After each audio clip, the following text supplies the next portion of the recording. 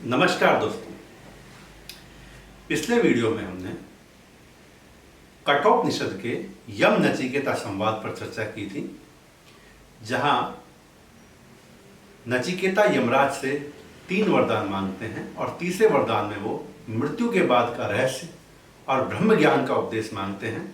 यमराज उन्हें नाना प्रकार के प्रलोभन देते हैं कि वो कोई और दूसरा वरदान मांग लें, परंतु नचिकेता अड़िग रहते हैं और वो ब्रह्म ज्ञान की उपदेश की ही कामना करते हैं। तो आज हम ये चर्चा करेंगे कि यमराज ने नचिकेता को जो मृत्यु के बाद का रहस्य समझाया, ब्रह्म ज्ञान का जो उपदेश दिया, उस पर हम विस्तार से चर्चा करते हैं। यमराज कहते हैं, हे नचिकेता, इस जगत में 2 प्रकार के मार्ग होते हैं। एक प्रेम मार्ग, यानी कि जो मन को प्रिय लगता है, और एक श्रेय मार्ग। जो अज्ञानी व्यक्ति होते हैं वो अविद्या का आश्रय लेते हैं और प्रेय मार्ग की कामना करते हैं, उसका अनुसरण करते हैं, जो उन्हें अच्छा लगता है वो करते हैं। लेकिन जो विद्वान लोग होते हैं, बुद्धिमान लोग होते हैं, वो प्रेय की बजाय श्रेय मार्ग का अनुसरण करते हैं, जिससे ब्रह्म की प्राप्ति होती है। क्योंकि प्रेय मार्ग का अनुसरण करने वाला व्यक्ति जन्म जन्मांतर के चक्र में फंसा रहता है और एक के बाद एक विभिन्न योनियों में जन्म लेता रहता है। परंतु जो श्रेय मार्ग का अनुसरण करते हैं वो ब्रह्म को प्राप्त करते हैं और मुक्त हो जाते हैं, मोक्ष को प्राप्त करते हैं। यमराज समझाते हैं कि हे नचिकेता, ये जो ब्रह्म ज्ञान का उपदेश है, इसे मनुष्य की सहज बुद्धि द्वारा प्राप्त नहीं किया जा सकता। न मनसा, न वाचा, न मेधिया, न बहुना श्रुते। इस ज्ञान को प्राप्त करने के लिए सूक्ष्म बुद्धि की आवश्यकता होती है, और वह सूक्ष्म बुद्धि हमारे अंदर ही विद्यमान है, परंतु उसे जागृत करने की आवश्यकता है। जब तक उस सूक्ष्म बुद्धि को जागृत ना किया जाए, ब्रह्म ज्ञान नहीं पाया जा सकता। और ब्रह्म ज्ञान का उपदेश देने वाले भी दुर्लभ होते हैं। बहुत कम लोग होते हैं जो ब्रह्म प्राप्ति का मार्ग बता सकते हैं। दूसरी तरफ ब्रह्म ज्ञान के पात्र भी विरले ही होते हैं। यह ज्ञान हर किसी को नहीं दिया जा सकता। ब्रह्म ज्ञान प्राप्ति के लिए व्यक्ति को इसका सुपात्र होना जरूरी है। और नचिकेता, मैंने तुम्हारी परीक्षा ली, तुम इस परीक्षा में सफल हुए, तुम इस ज्ञान के पात्र हो, इसलिए मैं तुम्हें यह ज्ञान दे रहा हूं। ऐसा कहकर यमराज नचिकेता को सबसे पहले आत्मा के स्वरूप के बारे में बताते हैं। यमराज कहते हैं, हे नचिकेता, यह जो आत्मा है, इसका स्वरूप कुछ इस तरह है, न जायते म्रियते वा विपश्चित, न अयम कुतश्चित, न बभू कश्चित, अजो नित्य शाश्वतो एवं पुराणो, न हन्यते हन्यमाने शरीरे। ये जो आत्मा है, न पैदा होती है, न मरती है, न ये किसी को जन्म दे सकती है, न ये किसी से जन्म लेती है। यानी ना तो आत्मा का कोई जन्मदाता है और ना आत्मा किसी की जन्मदाता है। ये अजन्मा है, नित्य है, सनातन है, पुरातन है, और शरीर के नाश होने पर भी आत्मा का नाश नहीं होता है। अगर कोई व्यक्ति ऐसा समझता है कि आत्मा मर सकती है या वो किसी को मार सकता है, तो वो गलत समझता है। आत्मा ना मर सकती है, ना किसी को मार सकती है। और ये आत्मा हमारे हृदय में परमात्मा के प्रकाश के रूप में विराजमान होती है। नचिकेता को यमराज समझाते हैं कि आत्मा और परमात्मा का जो संबंध है वो भिन्न नहीं है। आत्मा ही परमात्मा है और परमात्मा ही आत्मा के रूप में हमारे अंदर विराजमान है। ये ठीक उसी प्रकार है जैसे वायु जिस स्थान में प्रवेश करती है उसी स्थान के अनुसार आकार ग्रहण कर लेती है, वैसे ही परमात्मा जब शरीर में प्रवेश करते हैं तो उसी के अनुसार, प्रत्येक जीव के अनुसार आकार ग्रहण कर लेते हैं। तो आत्मा परमात्मा का ही स्वरूप है जो हमारे अंदर विराजमान है। और जब व्यक्ति मोक्ष प्राप्त करता है तो यह आत्मा अपने वास्तविक स्वरूप को प्राप्त करती है। सही मायने में आत्मा और परमात्मा अलग नहीं है, और परमात्मा एक ही है, ईश्वर एक ही है। नचिकेता पूछते हैं, क्या ईश्वर की स्तुति करनी चाहिए? क्या वह पूजा करने के योग्य है? यमराज कहते हैं, हाँ, ईश्वर पूजा के योग्य है। सही मायने में ईश्वर का ज्ञान हमारे सत्कर्म और भक्ति तीनों के समन्वय के माध्यम से ही सूक्ष्म बुद्धि को जागृत किया जा सकता है। और सूक्ष्म बुद्धि एक बार जागृत हो जाती है तभी हमें परमात्मा का ज्ञान प्राप्त होता है। तो फिर नचिकेता पूछते हैं सूक्ष्म बुद्धि को जागृत करने का मार्ग क्या है, कैसे हम सूक्ष्म बुद्धि को जागृत कर सकते हैं। तो यमराज समझाते हैं कि एक तरह से ये समझ लो कि ये शरीर और ये संसार विभिन्न तत्वों से मिलकर बना है। यहां जो यमराज विभिन्न तत्वों का उपदेश देते हैं उसी का अनुसरण में आगे चलकर महर्षि कपिल ने सांख्य दर्शन का प्रतिपादन किया और महर्षि पतंजलि ने योग दर्शन का। वो ये बताते हैं कि ये जो इंद्रियां हैं ये विभिन्न विषयों में आसक्त होती हैं। इंद्रियों के विषय इंद्रियों से भी सूक्ष्म है और उससे भी सूक्ष्म है मन, और मन से भी सूक्ष्म है बुद्धि, और बुद्धि से भी सूक्ष्म है महत, और महत से भी सूक्ष्म है अव्यक्त प्रकृति, और अव्यक्त प्रकृति से भी सूक्ष्म है पुरुष। मूल तत्व है पुरुष और प्रकृति। प्रकृति त्रिगुणात्मिका है, सत्वगुण, रजोगुण, तमोगुण, ये प्रकृति के गुण हैं। याद रहे पुरुष का कोई गुण नहीं, यहां पुरुष का मतलब आत्मा से है। आत्मा गुणातीत है, आत्मा में कोई गुण नहीं होता। आत्मा कालातीत है, वो तीनों काल से परे है, सर्व हमेशा विराजमान है। और प्रकृति पुरुष का आश्रय लेकर इस जगत का सृजन करती है। तो सही मायने में हमारा उद्देश्य है प्रकृति और पुरुष का जो आश्रय से ये सृजन हुआ है इस संबंध को अलग करना, इसको एक प्रकृति को पुरुष से और मुक्त करना। जब प्रकृति और पुरुष एक दूसरे से मुक्त हो जाते हैं तो मोक्ष की प्राप्ति होती है। तो इसके लिए क्या करना चाहिए?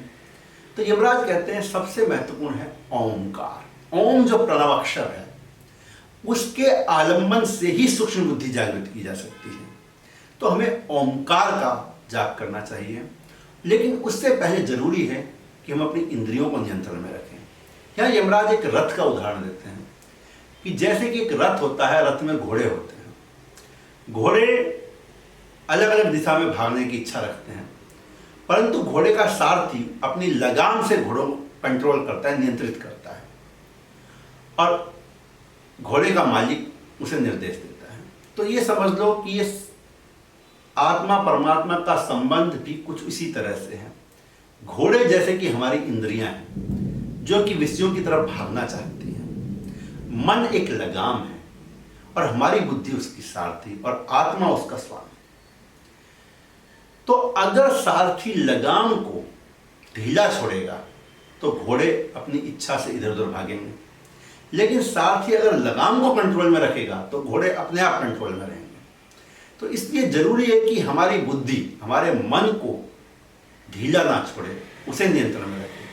अगर हमारा मन नियंत्रण में होगा तो हमारी इंद्रियां अपने आप नियंत्रण में आ जाएंगी और सही मार्ग पर चलेंगी। लेकिन अगर हमने मन की लगाम को ढीला कर दिया तो इंद्रियां सही मार्ग से भटककर स्वच्छंद रूप से होकर इधर उधर भागेंगी और वो विनाश का कारण बनता है। तो इसलिए सबसे जरूरी है कि हम अपने मन को कंट्रोल करें, और जब मन कंट्रोल होगा तो हम अपनी इंद्रियों को कंट्रोल कर पाएंगे और विषयों में हमारी आसक्ति कम हो पाएगी, दूर हो पाएगी।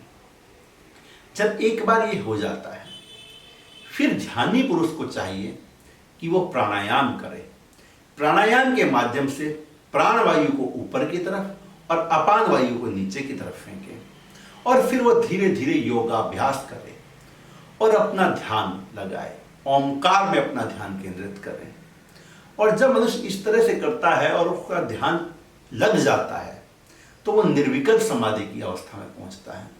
यमराज समझाते हैं कि मनुष्य के शरीर में 11 द्वार होते हैं, जिनमें सबसे महत्वपूर्ण है मूर्धा, जो कि यहाँ पे होता है।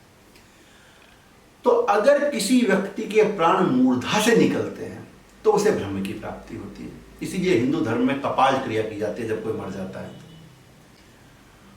और उसके लिए महत्वपूर्ण है एक नाड़ी, सुषुम्ना नाड़ी, जो हृदय से मस्तिष्क की तरफ जाती है। तो जो योगी व्यक्ति होते हैं, जो व्यक्ति निरंतर योगाभ्यास करता है, वो उसके प्राण सुषुम्ना नाड़ी के माध्यम से मूर्धा से निकलते हैं और वो ब्रह्म को प्राप्त करता है। और लेकिन ये सब करने के लिए जरूरी है सूक्ष्म बुद्धि का जागृत होना। और सूक्ष्म बुद्धि को जागृत करने के लिए हमें इंद्रियों को कंट्रोल में करना है, प्राणायाम करना है, ओमकार का जाप करना है और योगाभ्यास करना है। और निरंतर अभ्यास के माध्यम से एक समय आता है जब हम निर्विकल्प समाधि की अवस्था में पहुंचते हैं। यहाँ यमराज एक बात और कहते हैं कि ब्रह्म की प्राप्ति के लिए ब्रह्म का आशीर्वाद बहुत जरूरी है। ब्रह्म की इच्छा के बिना हम ब्रह्म को नहीं पा सकते। और ब्रह्म इच्छा तब होगी जब हमारे कर्म अच्छे होंगे, हमारी इंद्रियां नियंत्रण में होगी, हमारे पास उत्तम ज्ञान होगा और हमारा आचरण बेहतर होगा और हम निरंतर ईश्वर की स्तुति करेंगे और योगाभ्यास करेंगे, ध्यान लगाएंगे। तो हमें इस चीज का अभ्यास करना चाहिए ताकि हम ब्रह्म ज्ञान को प्राप्त कर सकें। जब व्यक्ति ब्रह्म ज्ञान को प्राप्त कर लेता है तो वो जीवन मुक्त हो जाता है और मृत्यु के पश्चात विदेह मुक्त हो जाता है और आत्मा अपने वास्तविक स्वरूप परमात्मा को प्राप्त करती है। तो मृत्यु के बाद क्या होता है, इसका जवाब यही है कि जो व्यक्ति ब्रह्म ज्ञान प्राप्त नहीं करता और प्रेम मार्ग पे चलता है, इधर उधर इंद्रियों को भटकाता है, वो व्यक्ति मृत्यु के पश्चात पुनः प्रकृति के का साथ सहारा लेकर के किसी दूसरी योनि में जन्म लेता है और एक के बाद एक जन्म जन्मांतर में भटकता रहता है। लेकिन जो व्यक्ति निर्विकल्प समाधि के माध्यम से विधेय मुक्त हो जाता है, उस व्यक्ति की आत्मा अपने वास्तविक स्वरूप को प्राप्त कर लेती है, वो प्रकृति के बंधन से मुक्त हो जाती है और उसे मोक्ष की प्राप्ति होती है। तो वही श्रेष्ठ और कल्याणकारी मार्ग है। तो यमराज से ये ज्ञान प्राप्त करके नचिकेता इस मार्ग का अनुसरण करें। इसके लिए यमराज नचिकेता को कहते हैं, हे नचिकेता,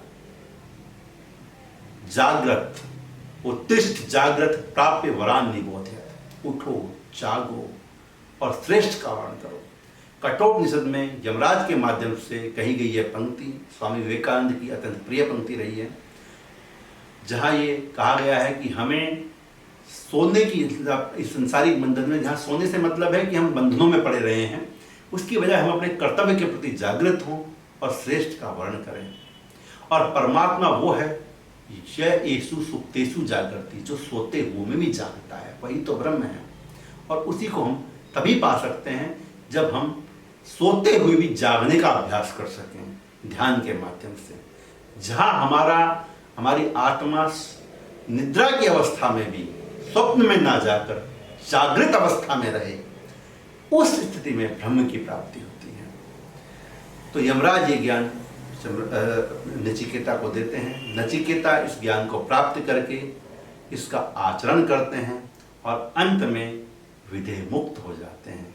तो यही कठोपनिषद का उद्देश्य था, कठोपनिषद का ज्ञान था, जो मैंने सार रूप में आज प्रस्तुत किया। नेक्स्ट वीडियो में हम फिर किसी अन्य उपनिषद के साथ चर्चा प्रारंभ करेंगे। तब तक के लिए नमस्कार, धन्यवाद, ओम।